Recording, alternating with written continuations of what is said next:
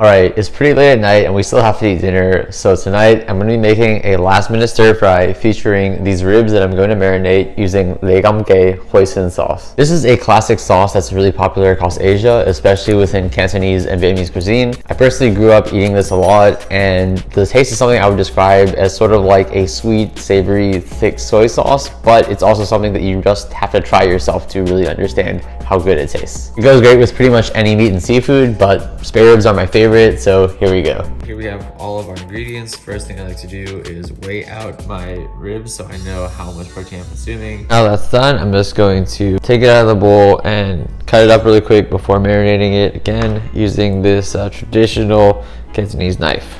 Now that's done, we're going to go ahead and marinate it with the hoisin sauce. Just hand toss it a little bit since I'm at home and not cooking for others right now. And I did wash my hands beforehand, of course. Always make sure you do that when you're handling raw meat, and of course afterwards, because you gotta be careful. That should be pretty good. The actual stir frying process is going to happen pretty fast. First, I'm going to season this wok with olive oil, throw in this piece of ginger while turning the heat up to medium or medium-high heat.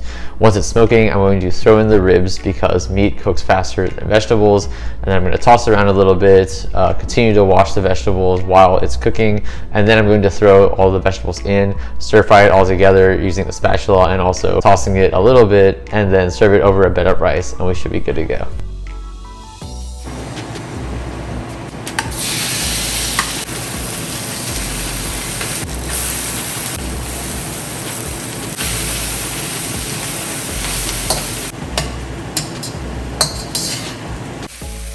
Just like that, you're done. Just gonna taste test it a little bit.